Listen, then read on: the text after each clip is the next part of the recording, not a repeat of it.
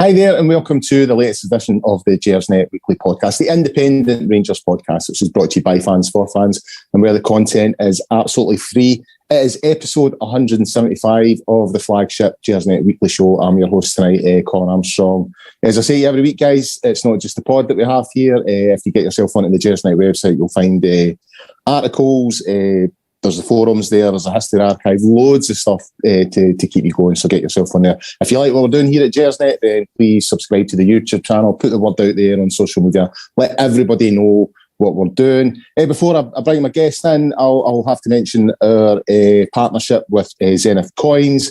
They are currently doing a limited edition worldwide set of 1872. It's a coin collection celebrating 150 years of Rangers Football Club. This is a once-in-a-lifetime opportunity to celebrate the 150th anniversary. There are 5 iconic milestones in the collection. That's the Founding Fathers, Ibrox Stadium, 1972 Cup Winners' Cup win, 9 in a row, and 55 league titles. They're being released in small batches throughout the year. Some are out, some are still to come. And if you want to find out more about that, please go to www.zenithcoins.com. Before I bring Iain in, my guest for tonight, I think I should mention all the Rangers mods out there, with it being Mother's Day. I hope these have had a good day. Also need to give a wee special mention to someone I've known for a number of years, a good friend of my wife's, Tracy Daly, who she was on A View from the Terrace the other night, her and her son Jay. A really, really moving video. If you get the chance, go and have a look at it. It's called Saturdays with Mum. Jay's, he's had a rough time about his health pretty much from birth. It'll put a wee lump in your throat, but it was lovely to watch. So if you get the chance to look at that, please do so. And a wee shout out to Tracy and Jay tonight as well. She doesn't go to the Rangers game so much now. She's a Shire fan, but her nose was definitely a wee bit on the blue side back in the day. And now to bring in my guest, Iain. We were supposed to have Gary Valentine on as well, but IT problems have scuppered him. So it's just 2 old men sitting, shaking their fist at the world. How are you doing, Iain? Yeah, not too bad, thanks. Yeah, quite weak, football free. Yeah, so what did you? I mean, I wasn't at the Legends game yesterday. I was in Pollock yesterday with fellow podder John McCallum and David Wren. We went to watch Pollock take on Hurlford yesterday, 1 each. Glorious day, decent ball roll, couple of pints, good day. What did you do? Do you know? I can't remember what I did. Bit of gardening, I think it was, probably something like that. God, as exciting as that. I know we're getting old, Iain, but when you can't remember what you done the day before, that's pretty bad. That is pretty bad. I know how you feel. I've moved up in my age this week. Actually, I'm now officially 1 year off the big 5-0. So, pretty a grim beat. I'm over that threshold. I'm afraid I passed that in January, so I'm on the downward slope. That's well, I've been for a long time, mind you, but. So it's a couple of Rangers dads tonight. I think that's probably the best way to sum it up tonight's show. So, Iain, I thought we'd look at the Legends game yesterday, just a wee chat about that. There was a couple of things to come out of that worth talking about. Probably the main thing we'll look at is the stuff through the week with Club 1872 and the board, all that sort of nonsense. And a wee sort of look towards the Old Firm game next week, which is obviously quite huge. So, excuse me. On to the game yesterday. So lost 3-2 in the Legends game against the World 11. Worth talking about the goals. I mean, obviously Gascoigne got his goal. That was a great moment. You know, obviously it was a wee bit contrived and all the rest of it, but it's still nice to see it. I've seen the clip today on YouTube or Twitter or something like that. We need to talk about Shot Arveladze's goal, because it was an absolute peach. I mean, the last Legends game I went to was the Liverpool one, because I was desperate to see Steven Gerrard play in the flesh. And within 5 minutes of it kicking off, I was kind of like, oh, what am I doing here? You know, the tempo of it was dead slow. And I think these games are pretty much entry-level games for kids. You know, family thing, get the family along, get the kids in, get them seeing Ibrox, all that kind of thing. So I didn't fancy it yesterday. But that goal was, you know, top-notch. Good ball, and he just totally flung himself with it and put it in the top corner. I had to have a laugh at Chris Boyd in the background, you know, as if he was going to do a dive. Yeah, he would have done that. There's no way he was meeting that. You know what I mean? But an absolute peachy a goal. Oh, I definitely. I love Shota. I thought he was. I mean, of all the players we had over the last 20 years or so, who made the biggest impact but get the least credit for it, I would say he's got to be right up there, because, you know, his contribution was over the time that he was with us was immense. And yet, I know he's a bit of a cult hero, but he's not really got the sort of wide sort of recognition I think he was entitled to. When you look at some of the guys that get treated like heroes, and you think, well, Shota deserves a bit of credit. So I was delighted when I saw it. And you mentioned before we came on here, there was a standard goal from him. It was a typical Shota goal, the way he just threw himself at the ball. But yeah, it was. I mean, you get these wee sort of in these kind of games, wee glimpses of what these guys were all about. I mean, obviously they don't have the fitness and they don't have the touch necessarily that they had when they were at their peak. But it's brilliant to see just the little glimpses of genius that you saw when they played, and they've still got it, to some extent. It must be frustrating for them because they probably can do all that stuff, but they don't have the fitness or the body. The legs. Not quite there to let them do what they want to do. But yeah, I like to say, I mean, I think these games you wouldn't go if you're going just to enjoy a football match, but to take your kids along and give them that opportunity to go to a game, to it's going to be, there's going to be goals, there's going to be action and stuff. So it's perfect for kids, and it's a great occasion as well, and raising lots of money for charity, and a good occasion, and a bit of good profile for the club as well, I think, and amongst the stars that were there. So yeah, I think it was probably a good day all round for everyone who was there. Yeah, I mean, I should give my mate a wee shout as well, Gary. He took his wee boy Daniel yesterday for the first time, so that's his first game, and he was all kitted out of these, the purple kit. I don't like the kit, but I have to admit, like Gary sent me a photo of Daniel yesterday morning before they set out, and he looked cool in it. Had his hair all done. Apparently got a wee bit of fuss on the subway as well. There was a couple of guys going to the game, gave him a wee bit of banter, and that's what gets kids into it. You know what I mean? They start, this is good. So it's good for that. I mean, I'm looking at some of the names of the people that were there. Hutton, Papach, Barry Ferguson, Gio, De Boer. I mean, I loved Ronald De Boer when he was at Ibrox. Shota, as you've said, Chris Boyd, Alberts, Gascoigne, Michael Moles, and some of the names that were in the world loving, like Figo, Kaka, Makalele, Roy Mackay, Hadjis Da, Pires. I know they are just bounce games, but it's good to see for a lot of supporters, especially young ones, to say that they've seen these guys. You know what I mean? Absolutely. And the other good thing is as well is that nobody's going there getting stressed out by the fact that we're not winning, or somebody's put a pass long, or hit a shot over the bar or something like that. Nobody's getting stressed. Well, probably there are some people still getting stressed with these things, but most people are quite relaxed about it. So it's good atmosphere for the youngsters, and they don't get that sort of toxic feeling about it as well. Sometimes at games that probably frightens them a wee bit. Some of the way people sort of screaming and angry-faced contortions beside them because Tavernier's hit his cross long or something, So it's he's put a penalty over a bar. well, that's understandable. No, but it's just a bit more relaxed. So yeah, good. I mean, brilliant to see these guys. Names like that. You don't see them at Ibrox even when at their peak. It's rare to see them playing competitive games. So get a good chance to look at them and see what they're like these days. Yeah, I remember a guy who used to play football with a guy called Jim McGarrigle, played with Cumberland United and all that kind of thing. He was a few years older than me, and I was kind of in my mid-30s at the time, and I was kind of moaning that I was getting older, and starting to notice that I couldn't do things that I used to be able to do. And he came out with a brilliant phrase. He says, Colin, as you get older, the mind writes checks that the body just simply cannot cash anymore. And then there is a lot of that about these games. You're looking at these guys thinking, oh my God, look at him, he's moving like an old man and all the rest of it. But one thing I will say, like the last game I was at, the Legends game, there was a couple that surprised me. Alec Ray was one of them.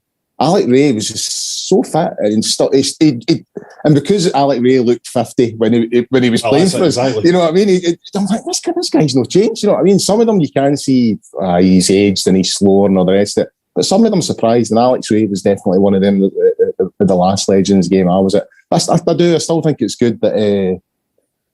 As you say, it's good for the kids. It's good to get people into the grounds, families, see a few big names, all that kind of thing. And, you know, seeing someone like Gascoigne, you know, when you see Gascoigne now and you see what the damage that he's done to himself through the years, it was such a nice moment for him to get that goal. You know what I mean? I know it was a wee bit contrived. He fluffed the first chance, and then they've sort of, everybody's got out the road as if, right, take it again. And he's took it again and scored, and it sort of crawled in. And, you know, and the opposition players are celebrating with him and all that kind of thing. If anybody, I think, needs a moment like that, it's Paul Gascoigne, because, you know, he has been through a lot. You know, some horrible people like Capaldi, for example, would say, you know, he's brought it on himself and all the rest of it. And part of that is true, but, you know, it's an addiction he's got. And I think he's somebody that struggled once he was taken out of that football environment, and he struggled to find his place in the world outside that. So I think somebody like him really appreciates days like this. Yeah, I mean, it was really nice seeing the opposition players, you know, who obviously, you know, they know who Gascoigne is. They might not know necessarily the ins and outs of his life and his story, but they also know enough about him to know that, you know, he needed that support, and he deserved that support. So it was really nice to see these, you know, big name stars going over and, you know, joining in, and yeah, you know, you could see it was appreciated. You know, he obviously, like you say, I think when he was at his footballing peak, it was the football that kept him on track, basically. You know, if he hadn't been playing, when he wasn't playing, you know, that was when he went off the rails, you know. So, you know, it was, when he was playing regularly and doing stuff, and, you know, that was when he was at his safest and he's most appreciated, and you know, you could see that comes back as soon as he came on the pitch. You could tell that was, you know, it was a good place for him. So it was a bit sad in some ways, but a nice, some nice. It was a lovely moment. Yeah, it was. It was a lovely moment. I mean, we get this every week, Ian. You know, there's referee controversy every week, and even when it comes to Legends bounce games, we're getting the same thing. You know, if I would ask any Rangers supporter watching it now to search the name Greg Aiken in Twitter and just see the reaction of the Celtic supporters, because they smiled when Gascoigne scored. And, you know, you're just thinking, I find it quite funny, but it's also quite pathetic and sad. You know, the best one I've seen was he's one to watch. You know, Greg Aiken, another one to watch, and they posted the photo of him smiling with Gascoigne. They just scored, and you're just like, oh, just for 1 week. I was actually really looking forward to a week of no Rangers this weekend, because it's been so stressful of late. You know what I mean? I could just do with it a week of, you know, last minute winners and all that kind of thing. So I was really looking forward to it. And then I went on to Twitter this morning, and I was like, even when we're not playing, we're still getting anti sort of, you know, Masonic conspiracy theories in the refereeing world. I mean, they're absolutely barking mad. I mean, you know, there's no other way. I mean, there is an element. I mean, I think every football fan group, or, you know, supporters of every club have their element of people who are just a bit crazy and see conspiracies everywhere, but they take it to another level. I mean, it is you know, the majority as opposed to the tiny minority in their case, and they all buy into it. And, you know, you could maybe see that if they were losing all the time, if they were, you know, they weren't winning trophies, you know, if they hadn't had the last 10 years that they've just had, you could understand it. But it's just this relentless, you know, victimhood that just, I find baffling, unhealthy, dangerous in some ways as well. You know? It's easy to laugh at it, but it is you know, there's a danger to it as well. But it's certainly unhealthy. I agree that, but I mean, somebody sent me a couple of tweets today saying, "Look at this," and it was a couple of the players who were involved in the World 11 saying, "Congratulations, Rangers, on your 150th anniversry." Christ, and, you know, folk are, they're only 10. You know what I mean? That's in the replies. You're just like, why do you care that much? You know what I mean? I don't get it. I mean, I cannot imagine myself ever caring enough about Celtic to respond in any way, shape or form to anything, you know, the equivalent. But if there was an equivalent, I could not find myself getting that uptight about it or obsessed about it to even think about it, which is what makes it so strange to me. Is you see whenever the Rangers Facebook account posts something, for instance, or the Twitter account or whatever, almost inevitably the first or second reply is from a Celtic fan saying something about Sevco, Rangers died, zombies, or there's no fun. Exactly. So I mean, you think, honestly, just grow up. I know. These are grown men. They're adults. You think. I must admit, the last 10 years has made me think there's a higher number of adult virgins in Glasgow than I thought previously, if you know what I mean, because absolutely. they just seem to get upset about the most. And as you say, they should be sitting back with the cigars out the last 10 years that they've had. You know what I mean? They've had a free run to titles, but no, it's still not enough. It's still not enough. But I did find that funny. As I said, if you're on Twitter at any point this week, just search the name Greg Taylor and see what you get. Right, on to sort of more serious stuff through the week. Quite a bit, I don't know if I'd say embarrassing, but it certainly didn't do anyone any favours. You know what I mean? So Club 1872 issued a statement at the beginning of last week there, sort of criticising the club. The main bit of the statement I've got here says the experience of Club 1872 directors is that Rangers executive team led by Stuart Robertson, James Bisgrove and David Graham has developed an extremely unhealthy disdain for the Rangers support. Now, there were some things in the statement that I agreed with. I thought that they were bang on the money. I just found the timing a bit odd. I just thought, well, what's provoked this? And don't know where it's coming from. And considering what's coming up in April, I just kind of thought, why are we rocking the boat now? Could this not have been dealt with further down the line? But I genuinely thought that would be the end of it. But no, Rangers, in their wisdom, decided to issue what I can only describe as an embarrassing statement in reply to Club 1872. And this part of the statement I found really interesting, and it makes it feel like it's a bit of a squabble. It is deeply regrettable that the same small rump of supporters in inverted comma, remains intent on causing damage to our club. It is particularly concerning to note that the timing they have chosen to launch their latest attack. It is lost on nobody that those intent on creating maximum disruption are those who have either enjoyed or craved a role within our club. Now that just felt to me like it's almost like a fight of those who have the Blazers and those that want the Blazers, if you know what I mean. And I don't think any of it does the club or the supporters, any good, especially when you consider, as I say there, the April that we're looking at, looking at 8 games possibly, every one of them a cup final. April will probably define whether our season is a success or not. And then you've got the club and you've got a supporters group, getting basically going for one another's throat. And it just the timing of it I find odd. Yeah. I mean, it's just a distraction, isn't it? I mean, it's a totally unnecessary distraction, and whatever the ins and outs of it are, and I'm sure there's lots of people have axes to grind, both sides of it. I'm not interested really in it because it sounds to be a lot like personal grudges and vendettas, etc. Like you say, there was some stuff in that original statement that is perfectly valid, and there's a lot of, I would say, legitimate concerns about the way that Rangers is being run. I mean, generally speaking, I would say the board are doing an okay job. I wouldn't say they're setting the heather alight with the way they're working, but they're doing an okay job. But there's lots of things that they're doing that I'm a bit uncomfortable with. But there's ways and means of dealing with that, and you've got to question the timing of why you would suddenly come out with a statement like that at this time. I don't know. There seems to be more going on behind the scenes, and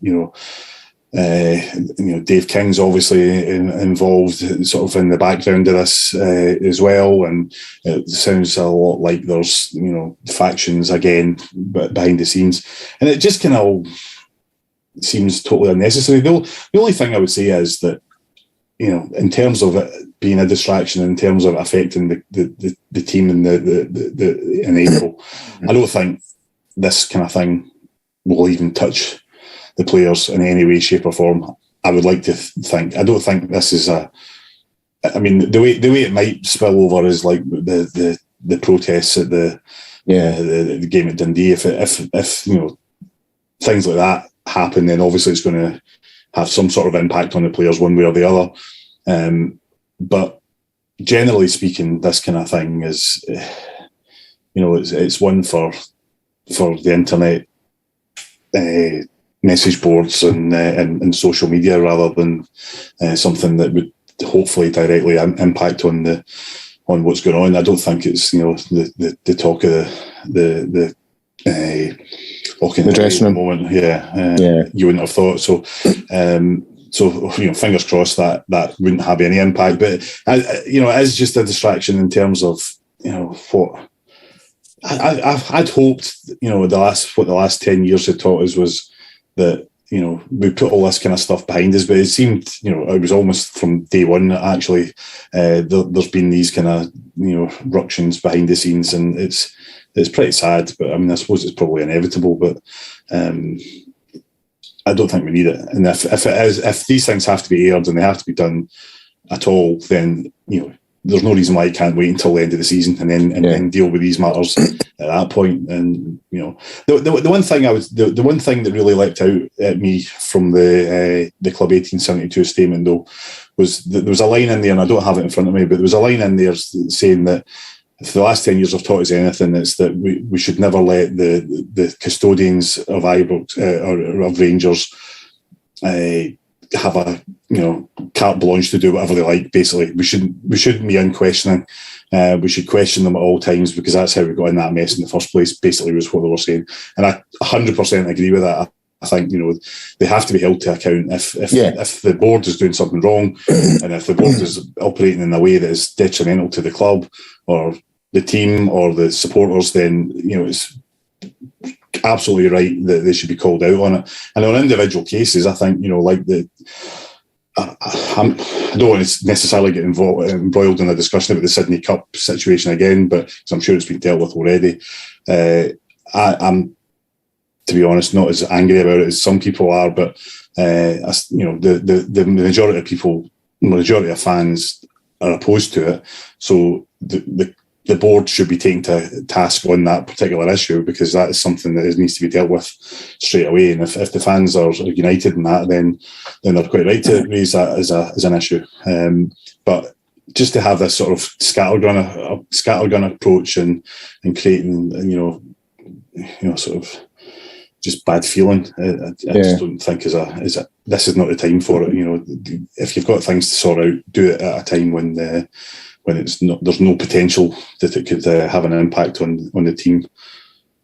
Is there no an issue as well? There are two things about this that kind of got me, Ian. Like the first thing, Club 1872. Now, as I said, I think out of the two statements, theirs is by far the better and has by far the more valid points.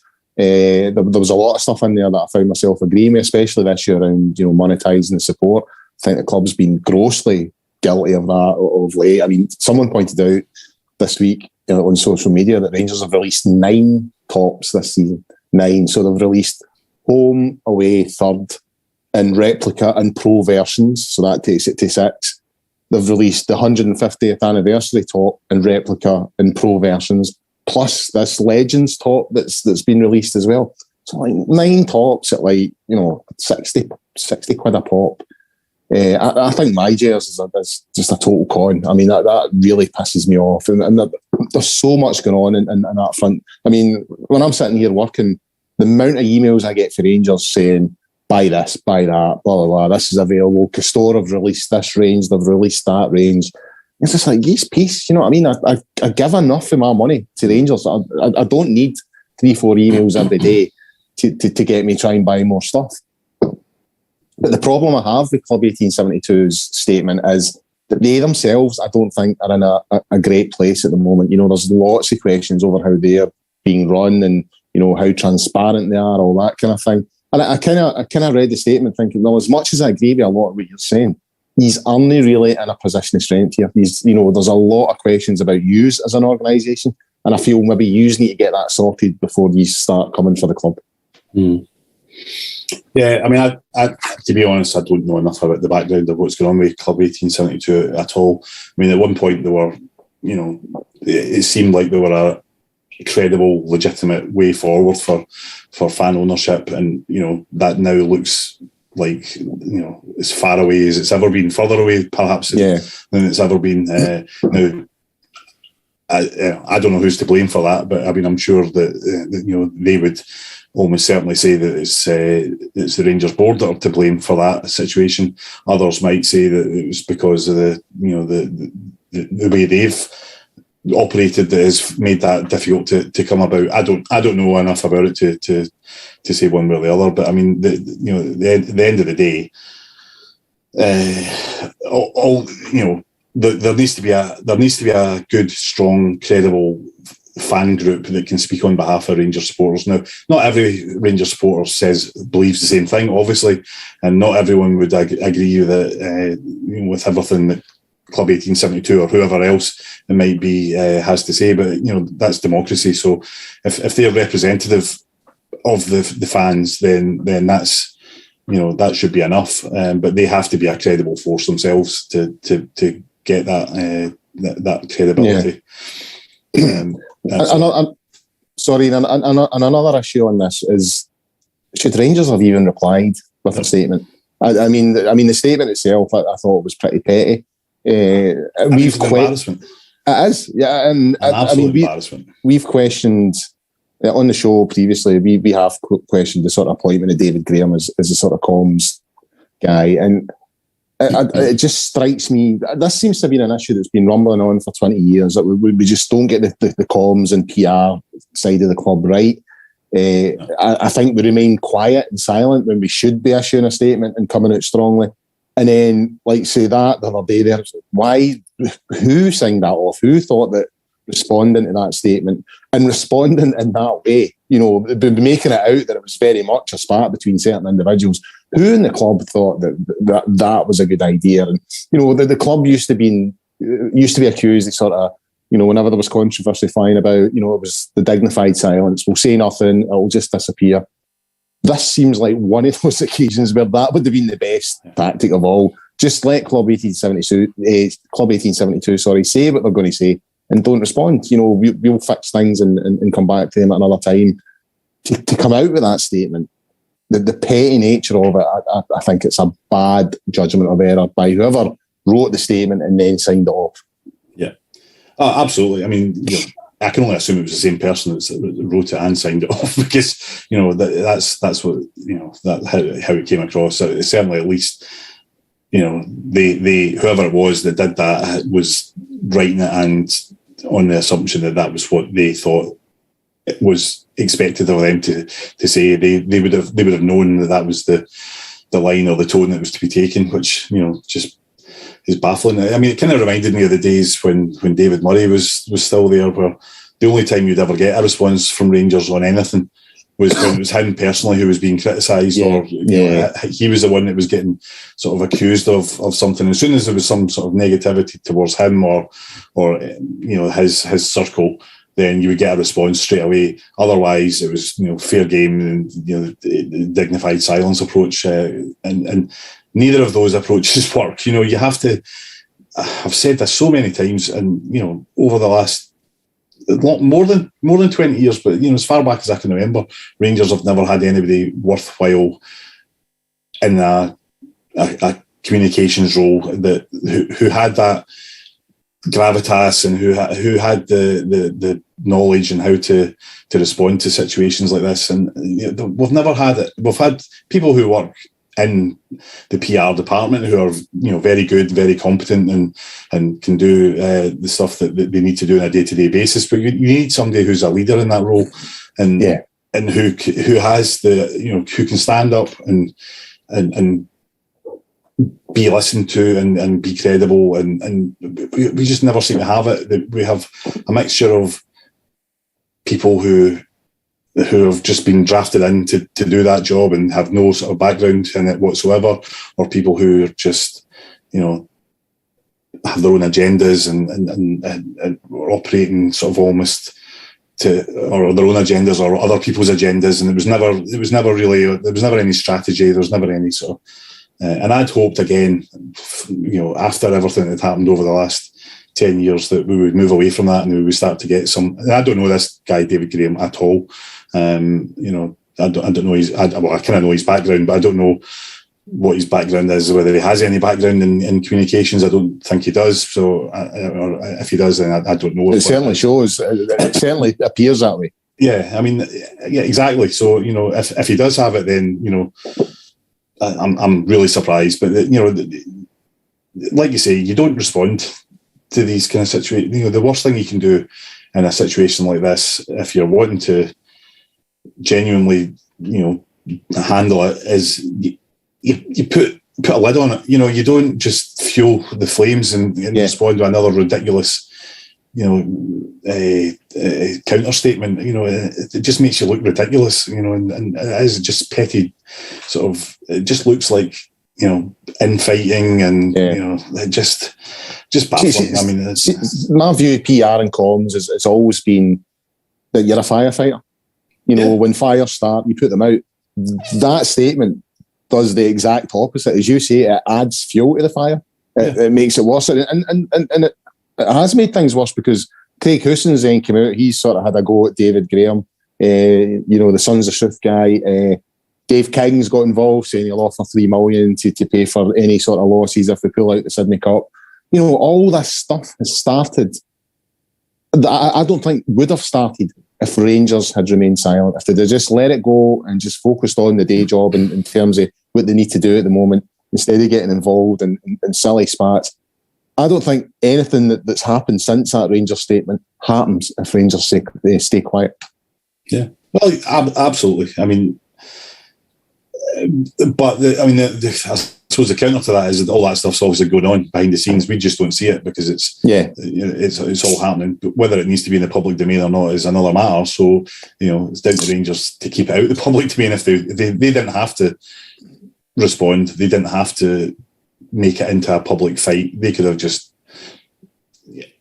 the 1872 statement would have passed by if Rangers hadn't responded to it. It would have been big news on the day, and then the next day, people would have forgotten about it and moved on until the next time that something comes up and it gets raised again. And I would say from a Rangers point of view, that would be a better way of dealing with it rather than just going for the nuclear option, basically, which is what they went for. But it just strikes me as so petty. The fact that somebody put in the statement, it's not lost on anybody that those intent on creating maximum disruption are those who have either enjoyed or craved a role within our club.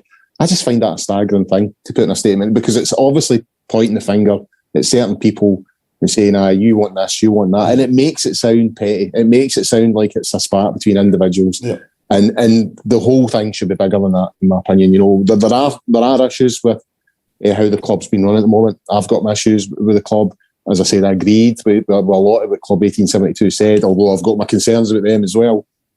But I'm staggered that Rangers thought it wise to respond to that. But we'll see what comes out of that, Ian. Moving on, still in the international break at the moment. A few players are away in international duty. Some got valuable minutes. Stephen Davis, I noticed, got some time. I think he scored as well, actually. He did, yeah. Aaron Ramsey got 90 minutes. Good to see Phil Hollander. He got some time for Sweden on Thursday as well. I believe Calvin Bassey also made his debut for Nigeria. So, they're all getting minutes. And it's all leading, obviously this time next week we'll be talking about whether Rangers are levelling points with Celtic or whether it's been a bad day at the office. That's the next big thing, that Old Firm game next Sunday. So good to see, Stephen Davis. I mean, he's been injured for so long. I was a wee bit surprised that he got time on the park. Good to see him scoring, and it shows you that he is another option in the run-in. Aaron Ramsey, though, I'd like to focus on him now because I think over the last couple of games, the two games against Dundee, we saw wee hints of what he's capable of. I didn't watch Wales's game, but from what I've seen on social media and people that did watch it, apparently played pretty well. He had a good 90 minutes. I think if we get him fit, he could be key for next week and for April and for this running. Yeah, I don't think there's any chance that he'll be playing this weekend, to be quite honest. But unless there's injuries or something that sort of forces that to happen. But I do think as we're going into the run-in, then he will be, if he can stay fit and get a run of games, then he will be important. I don't think this game he's going to take a risk on somebody who is almost untried in some ways in terms of the Rangers team. I think Gio will stick with the team that was playing before the international break. Whether that's a good thing or a bad thing is debatable, with some ropey performances in that sort of period as well. But I think that's what he'll do. Just I think he's quite risk averse in that sense. But I do think Ramsey will be. Well, he's got to be, hasn't he? I mean, the reputation that he comes with, the money he's getting paid, what he's done in the game. We've got him sitting in our squad. He should be there starting every game and pulling the strings really in the SPL. So I think we will see him. I think if he stays fit, that's the key to it. And I think he will show his class and he'll do well. But I don't think this weekend will be a game where he gets brought in. It's interesting you say that, because I disagree. I think he's starting next week. Well, yeah, I do. Aye. I mean, I could be. I've been wrong often enough with these things in the past, but I just have a feeling. I just don't know. I mean, I suppose it might all depend on what happens in training as well. I guess, as sometimes players can show when they come back from international break whether they're up for it or not. And it depends if he comes back fit as well. That is. Yeah. I mean, I did see at one point he was I don't know, holding his hamstring. I thought, here we go. But I think it was just a bit of cramp apparently.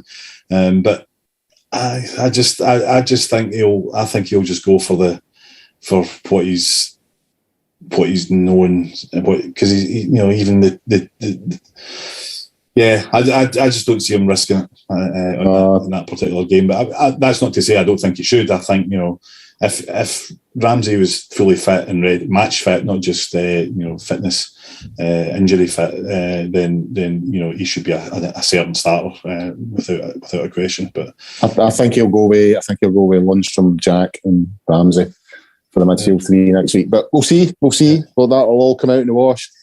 Slightly concerning, although I don't know if it's a bit of a smoke screen. Morelos has been sent home for the Colombia squad.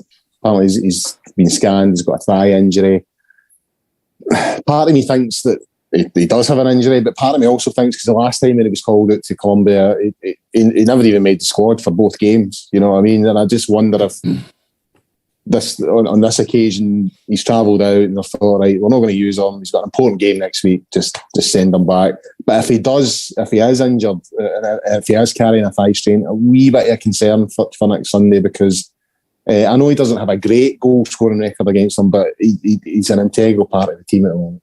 Yeah, I mean, I think if we're going to realistically, if we're going to play to our potential, then you would want Morelos to be at the spearhead of that, really, wouldn't you? Because you would hope he's going to be the one. He's going to have one of his good games, and usually when he's having a good game, that trickles down to the rest of the team as well. It seems to. I don't know whether it's just coincidence, whether it's because the other players are playing well that he plays well or whatever. But there just seems to be, when he's on his game, we're playing much better throughout the team, and that's what. I think we're going to need everyone to be up for it for this game on next weekend, and I think you would want Morelos to be there leading the line. I mean, apart from anything else, I think it would probably there would be a sort of negative thing. That they would get a boost if he wasn't playing, and it would have a knock-on equivalent or opposite effect on us as well as a player, a team, if he's not there to start. So so I don't know. I mean, I feel that if he wasn't injured, then I don't know why they would send him home, because they didn't bother the last time. I don't know whether. No. You know, I just wonder if Rangers have kicked off a wee bit. Well, yeah, maybe. You know, the players travelling all the way around, halfway around the world, and he wasn't even stripped. You know what I mean? Yeah. Never even made the bench, and I think they had like 10 players on the bench. It wasn't just like 3 subs or something like that. It was, it was a some size of bench that they had, and they never made that. So I just wonder if behind the scenes Rangers have maybe made a bit of a scene saying, by the way, you're dragging a player halfway around the world, you're not even strapping him, and then he's missing games for us. So I don't know. I mean, that's possible. You wonder what Rangers could do in that situation, though. They don't have. I mean, clubs are pretty powerless in that situation, aren't they? Because the international team can call up their players and do what they like with them, basically, I suppose. And that's the thing. The worst you can do is say we're not going to release him in the future, and we'll say, well, you'll release him if we want to, because that's the rules. That's the rules. Yeah. There's not much they can do. I do think international teams have a duty of care, though. Yeah, I mean, if they don't intend to play the person, and they're maybe carrying a slight knock, that if they played them or kept them there, would maybe impact on their ability to be fit for the next game. It's probably his best just to say, well, you know what, go home, get a couple of days treatment, and get fit for the weekend's game. I hope, and I suspect that's what's happened in this case, but it is a wee bit of worry. I hope so. It could be a doubt. Yeah. There was some sort of a nagging doubt at the back of my mind that he had a bit of an injury in the Europa League game just before. Yeah, not at the weekend, but obviously, before the weekend. And I remember thinking at that time, I hope that's not a serious injury. And I remember thinking, and then I thought, actually, maybe if it was a slightly serious injury, he'll not have to travel to Colombia. They'll call him up. Yeah. That was what I was thinking at the time. So it must have been serious enough for me to think that at the time. So I kind of hope it's not the same injury, because that would suggest that it's a wee bit more serious if it's been sort of niggling along since 2 weeks last ago. Week. Yeah. On to sort of Old Firm based, I noticed today that Graham Murty's he sort of reappeared. He's given an interview about his time as interim boss, and one thing that sort of came out of it is the incident with Andy Halliday when he subbed him, before half time and all that kind of thing. And I was kind of watching him the day. I was watching the clip, and 2 things sort of stuck out. I mean, one, I thought it was very honest of him and kind of big of him to say that, he'd got it wrong. He shouldn't have taken Halliday off before half time. It was like 2 minutes before half time. I think we were 3-0, 4-0 down at the time. He explained why he'd done it. He says he felt he had to do something to show the supporters and all the rest of it. He recognised the game was going badly wrong and he was trying to change it. But he also recognised that by doing that, he put a sort of stigma on Andy Halliday and, basically humiliated him that day. So one, I was like, yeah, okay, he's recognised that he got that wrong, because I don't think making a sub 2 minutes before half time makes any difference, really. You know what I mean? And the game was probably already gone anyway. But 2, I think it just highlighted how out his depth he was. You know what I mean? He really was a manager that, I think the first time he came in, he done okay, but the second time, you could see it was a guy who was just completely out his depth. And I'm not being, detrimental to Murty here. It's, everyone's got their level and that's it. And I think managing Rangers was a level beyond what he's capable of. And I think it was showing you a clip of the incident, and he just looked lost. You know what I mean? And Andy Halliday ends up being the victim of it, because he comes off and, he's sort of mocked and ridiculed, humiliated, all that kind of thing. And he's kind of carried that through his career. And Andy Halliday's I think he's on record saying he'll never forgive Murty for it. You know what I mean? He will never forgive him. So in terms of Murty, another thing that came out of Iain is I was looking at it thinking, by Christ, we've come on in the last 4 years. You know what I mean? I was looking at that going, oh my God, how bad were we then? Graham Murty in charge, 3-4-0 down in a semi-final against Celtic before half-time. Change days. Having said that, we were 3-0 down to Celtic before half-time not that long ago. But you don't need to mention that. No, and we were 3-0 down to Hibs in a bloody semi-final not that long ago as well. So they never had a manager then. So let's not. But I take your point. Absolutely. That you could argue that these situations recently have been aberrations, one-offs, whereas that was where we were at that time. Yeah. That summed us up. It wasn't just getting thrashed off Celtic. We were losing to everyone. We were losing to Dundee. We were losing to, you name it. We were losing, and directionless on and off the pitch. I think at that time, and I like Graham Murray. I think I felt sorry for him when he was, and then maybe he wouldn't appreciate, people feeling sorry for him, because I'm sure that sounds kind of patronising, but I did feel sorry for him, because I do think that just wasn't the job for him, whether he's out his depth or otherwise. That wasn't the job for him at that time. Definitely wasn't the job for him, and certainly the second time around, it was unfair to leave him there in that situation and sort of basically just throw him to the wolves like that. And I don't. I mean, I think it did have an impact on him. Yeah, I mean, I think I'm pretty sure. Kind of heard wee rumours that he was off. He was off sick for a wee while. I think it had an impact on his mental health and stuff like that. Of course it would. I mean, he's under a lot of pressure. Yeah, not necessarily prepared for it. If you're a Steven Gerrard or a Giovanni Van Bronckhorst, you've made a conscious decision that you're going to get into management, and you're going to take what it takes. And it will still be strong. It's a struggle for them at times, but he had that basically thrown, thrust upon him. He didn't. I mean, he could have turned it down, I suppose, but who's going to do that? That would have basically killed his career as well. Yeah. So it would. He had to take it. He had to do it, and fair play to him. He stepped up to do it. It just wasn't the right time for him. Whether it would ever have been is debatable, but at that point it wasn't, and it's probably affected his career path as well, because he potentially could have moved on and done it properly, moved on to another club and taken on a first team role and progressed through the way that you normally do as a would-be manager, and that was basically denied to him now. So he's really had to rebuild, right? Whatever career he's going to have, he's having to rebuild it. So do feel sorry for him. He made it was a stupid thing to do, really, to be fair, about the Halliday substitution. But you can see what he was trying to do. But I mean, I don't know if he was meaning to do this, and I would doubt that he was. The way he explained it today, I think that is what he was trying to do. He was trying to put a statement out to the supporters that, right, okay, I'm aware this is a mess, and I'm trying to fix it. But he's chucked Andy Halliday under a bus there, and he really has. And to be honest, of all the players to do it to, I mean, I think it would be probably Andy Halliday.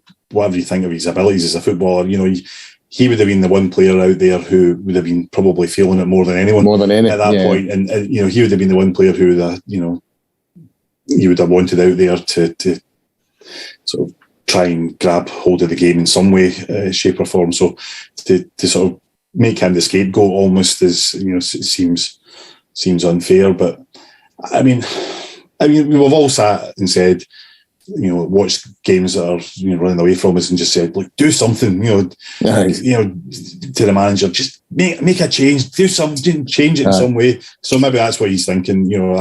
I'll do that, and I'll try and do something. And it just happened to be he did completely the wrong thing at the wrong time, and it didn't help in any way, shape, or form. I think he done the wrong thing at the wrong time to the wrong person. I think he picked the wrong guy. Much got it. He got it completely wrong. You know what I mean? And but to be fair, I mean, in the interview I saw him today, at one point he did say, he says, look, it had a big impact on Andy Halliday's career. There's a stigma came out of that. That's on me. And you think, well, fair enough. He's big enough to accept that he got it wrong. But he did. He got it horrendously wrong. But it is what it is, I suppose. Right, Iain, final point before we wrap up for tonight. Huge game next week. As I said, I've quite enjoyed not having any Rangers this weekend, because it feels like April's going to be a huge month, and the games are just going to come thick and fast. And recently, as I said, like Dundee last week was just typical of how it's felt supporting Rangers recently. A grind and late winners, and just no sort of routine wins, and we always seem to be chasing Celtic at the moment, because we're playing in the Europa League, and they're no, they're playing on a Saturday, we're playing on a Sunday, so we're always trying to catch up with them. So I'm genuinely looking forward to just like having a weekend where I could just breathe and, get ready for this game next week, which is going to be huge. You know what I mean? I think it's one of those games that, they say this about every game against Celtic. It's a must win, but this is a must win. And I think if anyone out there, any neutrals who want a proper title race, and Scotland hasn't seen a proper title race in the top flight for the last 10 years. You know what I mean? Because Celtic had the procession when we were down in the leagues, and we cakewalked it last year. We were champions at this point last year. You know what I mean? Some of the match we'd won it back. So this is going to be like the first title race in, as I said, about 10 years. I think the year that we won at Kilmarnock's probably the last time that there was an actual title race that went to the last day. So if we're wanting a title race, then it's we need to win next week. Obviously, we can't overtake them because of the goal difference. But a win next week, and it also sets us up for what looks like is, as I said before, I think April is either going to make us or break us this season. There's so much happening. You've got the Scottish Cup semi-final, you've got the league game against Celtic, you've got the quarter-final games against Braga. You could have the first leg of the semi-final in there as well. So win next week, it sets you up for hopefully what will be a good month. Yeah, I mean, I think I'm going to say now that I think it's a must-win game. I think if we end up drawing it, then I'll probably say, well, it's not. It was never a must-win game. As long as we don't lose, that was the important thing. And but realistically, we want it. It's not essential, but it's essential. Do you know what I mean? We need to get that win because getting the points on the board, getting level with them on points, and it is important, but as you say, it's just as important the message it sends out for this next month of games, because if they maintain their lead, then it gives them confidence in the league. If we draw level with them, it gives us the impetus, and that's what it's all about at the moment. That was what happened before, because they got a bit of impetus when we had a poor run of results, and they struggled through games but got the wins, and that gave them the impetus to sort of to carry on and gain a lead. So it is really important to get a win. I think we really do need a win. It won't be the end of the world if we don't, but it'll make things really difficult. But I suppose the one good thing is, we've struggled through all these games against teams like Dundee and Aberdeen and the likes. And, at least now we've got big games. But I think this team has shown, apart from maybe the last Celtic game, we've shown that we can rise to the occasion in the big games. So with a whole month of the big games ahead of us, then you hope that that's going to be enough to concentrate the minds and get them playing to the maximum. Is your ticker up for it? Because I don't think mine's is. No, I mean. I hate these games anyway. I mean, even the most meaningless, if there is such a thing, old firm games, I find it really difficult. It's only in the last maybe couple of years again that I've been able to sit down and watch them again, because at one point I couldn't watch them. I just had to go away and work in my garden or my allotment or whatever, and couldn't even watch them. But I managed to get back into it again. But it's the build up, and especially at least we've had a break. So there isn't any sort of controversy on fresh in the mind from running into this game, because that's when you end up with all the rows about referees or the rows about Morelos or whatever. There's always nearly always something. I mean, inevitably after this game, in the lead up to the next derby, there'll be some controversy of some sort, no doubt. But we'll see how that pans out. But yeah. I'm kind of looking forward to it, but in some ways, but at the same time, hating it. I mean, that's what it's all about. This is the games you want to watch. Yeah, I mean, even like just looking at April as well. You think, it's a heavy month and it's a hard month and it's a month of I'll probably need to have shredded wheat for my breakfast every day in April, because it's the only way my heart will be able to cope with the trauma. But it's also I look at it and I'm thinking, this has only probably happened twice in my Rangers supporting life. Once in 92, 93 when we had that great run in the Champions League, and then obviously in 07 and 08 when we got to the Europa League final. And as stressful as it is, that's what you want. You want these games in April, but you want to be in quarterfinals of European competitions and the semi-final of domestic competition. If you've got an April like the April that we've got lined up, it means you're on the cusp of something pretty special. You know, if all the games go right. If things went the right way, we could potentially look at, you know, arguably the Rangers' best season ever. I mean, you could that's potentially. I'm not saying that's necessarily what I think is going to happen, but you know, potentially that's where we are just now. And if things go well, then you know, why not? You know, so let's enjoy it. You know, let's look forward to it. And that exactly should be the attitude the players have got as well. They shouldn't be thinking, "Oh God, we've got 2 games this week. They're going to be really tough." You know, embrace it. You know, enjoy it. You know, that's bring it on. Absolutely. And on that positive note, Iain, we'll call it a night there. So a big thanks to Iain for his contribution. Great stuff from the fellow old man, such as myself. It was like Jack and Victor tonight. I think that's probably the best way of putting it. We were live tonight. It's a Sunday night, but as always, the show will be available to download and stream on a variety of platforms from tomorrow, including Acast, iTunes, YouTube, Castbox, Stitcher, Spotify, your usual places. As I said, a big thanks to Iain. We'll get a preview show, it's easy for me to say, out on Friday night for the Old Firm game. And obviously we'll be back next week to cover everything that's happened at Ibrox. So have a wee look at that. In the meantime, get yourself onto the Gersnet website and forums at www.gersnet.co.uk. Until next time, guys, bye for now.